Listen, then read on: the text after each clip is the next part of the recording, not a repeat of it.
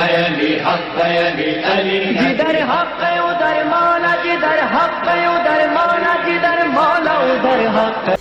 اور یا پھر دنیا میں کسی اور جگہ پر تو ایک سوال میں اکثر کیا کرتا ہوں، شب اربعین، اور اس کا جواب پھر میں خود ہی اربعین کے دن دیتا ہوں۔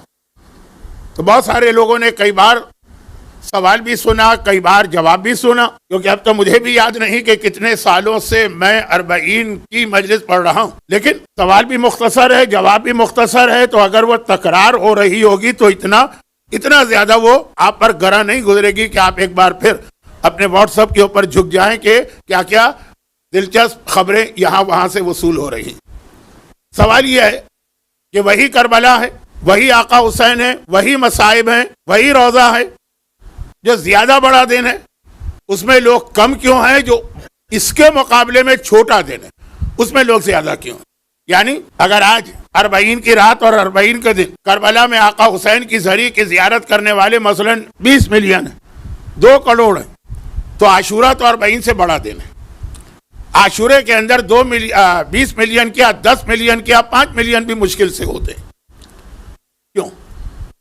وہی محبان اہل بیت ہیں، وہی ظاہر ہیں، وہی آقا حسین کی زری کی تڑپ اور تمنا رکھنے والے۔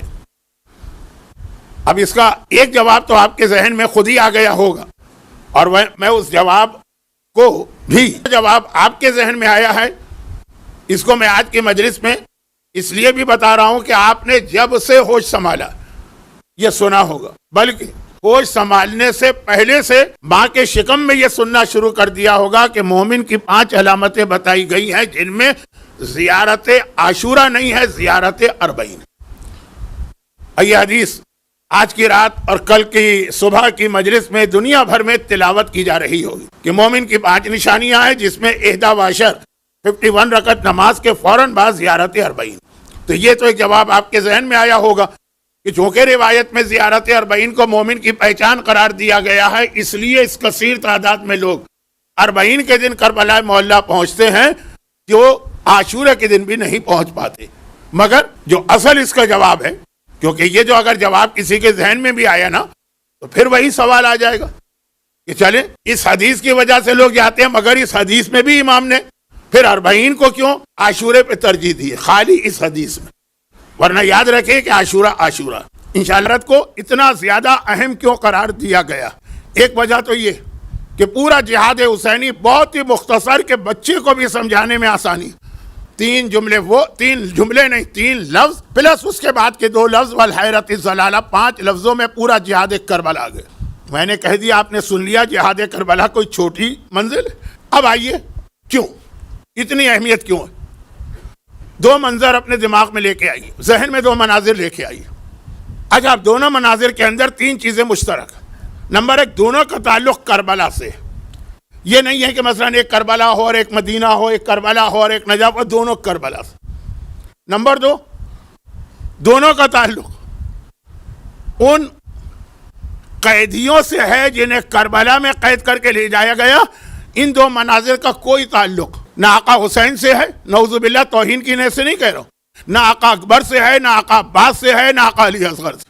اس کا تعلق فقط ان بیویوں سے ہے جن کے بازوؤں میں رسی باندھی گئی تھی۔ نمبر 3، اور دونوں کے اندر یہ جملہ ذرا احتیاط سے کہہ رہا ہوں، آپ بعض باتیں خود سمجھ جائیں، اور دونوں کے اندر جو ظلم کرنے والے ہیں، جو حکومت ہے، جو فوج ہے، وہ بھی ایک۔ یہ نہیں ہے کہ مثلا پہلے منظر کے وقت حکمرانی کسی اور کی ہو اور جب دوسرا منظر ہمارے سامنے آیا حکومت بدل گئی۔ ہوتا ہے نا کہ حاکم مر گیا تو وارث آ گیا، حکومت بدل، نہیں، وہی حاکم ہے، وہی اس کی فوج۔ تو یہ تینوں چیزیں مشترک ہے، جگہ بھی وہی ہے، قیدی بھی وہی ہیں، ظالم بھی وہی ہے۔ فرق کتنا؟ بھئی یہی فرق جو ہے وہ دلیل بنتا ہے کہ زیارت اربعین اور روز اربعین کی اہمیت اتنی زیادہ کیوں۔ فرق یہ ہے کہ 11 محرم کو کربلا سے سیدانیوں کا قافلہ چلا، محملیں نہیں، اماریاں نہیں، سروں پہ چادریں نہیں، بازوؤں میں رسیاں بندھی ہوئی، بیمار کے گلے میں توق ہے، یہ 11 محرم کا قافلہ۔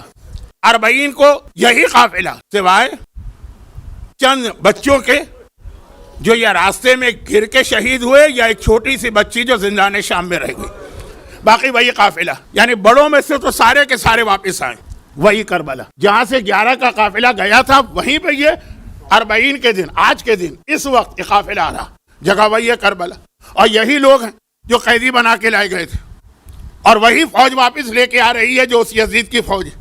مگر آج جب یہ قافلہ آ رہا ہے تو محملیں بھی، اماریاں بھی، آج پردے بھی پڑے، حاکم نے تو حریر اور دیبا اور ریشم کے پردے کا انتظام کیا تھا، وہ تو زینب کبریٰ نے کہا کہ اب زینب مرتے دم تک ایسے پردوں میں بیٹھنے کے قابل نہ رہے، لیکن بہرحال پردے، محملیں ہیں، ہماریاں ہیں، پردے ہیں، اور وہی ظالم کی فوج۔ اب وہ یہ 3 چیزیں تو مشترک ہو گئی نا، جگہ وہی ہے، قافلہ وہی ہے، لے جانے والے لانے والے وہی ہیں، فرق ایک جملے میں، ایک جملہ، یہ ایک جملہ جو ہے یہ بتا رہا ہے عاشور کا اور 40 کا فرق۔ 11 محرم کا قافلہ چل رہا تھا، یہی فوج یزید آگے آگے اعلان کرتی جا رہی تھی کہ راستے میں جتنے لوگ ہیں سب کو مخاطب کر رہے ہیں، ان کو غور سے دیکھو، اچھی طرح سے دیکھو، حاضہی سبایا بناتے رسول اللہ، یہ رسول کی بیٹیاں قیدی بنا کے لے جائی جا رہی، دعوت عام دی جا رہی، شہروں میں لوگوں کو مجبور کیا جا رہا ہے کہ عید کے کپڑے پہن کر اس قافلے کا استقبال کریں، عورتوں کو مجبور کیا جا رہا ہے کہ زیورات پہن کے اور میک اپ کر کے مکان کی چھتوں پہ بیٹھے، اور اعلان کیا ہو رہا کہ چونکہ یہ رسول کے بیٹیاں قیدی بنا کے لائی جا رہی ہیں تو اچھی طرح سے ان کا تماشا دیکھو، یہ لفظ میں نے کیسے کہہ دیا میں خود حیران ہوں۔ اور یہی 3 چیزیں، وہی کربلا، وہی قافلہ، وہی فوج۔ اب جو یہ قافلہ آ رہا ہے تو کیا اعلان ہو رہا کیا ہے؟ راستے کے لوگوں، راستے سے ہٹ کے دور دور چلے جاؤ، ان کا احترام کرو، یہ رسول کے بیٹیاں پورے حجاب کے ساتھ آ رہی ہیں۔ یہی رسول کے بیٹیوں کا اعلان ہو رہا ہے۔ کہا وہ اس دن کہا قیدی ہیں تماشا دیکھو، آج کہا کہ دور دور چلے جاؤ، کوئی قریب نہ آنے پائے، یہ رسول کا حرم ہے، ان کا احترام کرنا۔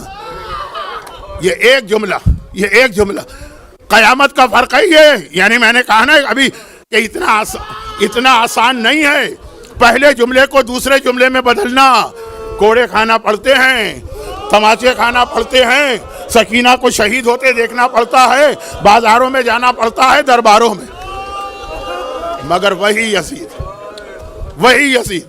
آج یہ اعلان کرانے پر مجبور ہے اپنے سپاہیوں سے کہ ان کا احترام کرنا ہے۔ تو اس کا مطلب کیا ہوا کہ روز 40 وہ دن ہے جو یزیدیت کے منہ پہ سب سے بڑا تماچا ہے۔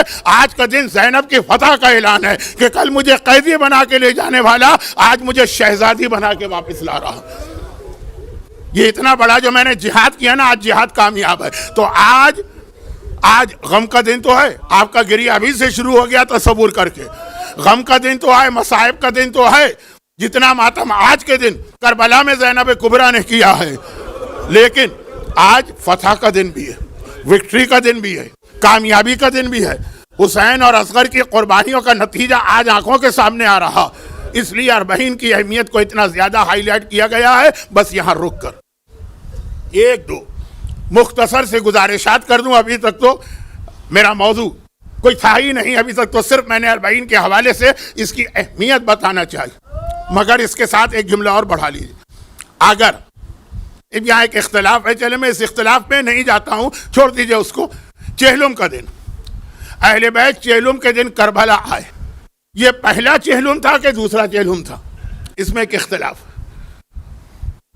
میں اپنا ذاتی نظریہ تو بتاتا ہوں کہ میرے اعتبار سے تو اہل بیت 1 سال قید میں رہے ہیں تو اگلے سال چہلم پہ آئیں، کیونکہ جو قید خانے کے حالات ہیں، ذرا جملہ اچھا نہیں لگتا ممبر پہ، مگر مظالم بیان کرنے کے لیے کبھی کہنا پڑتا۔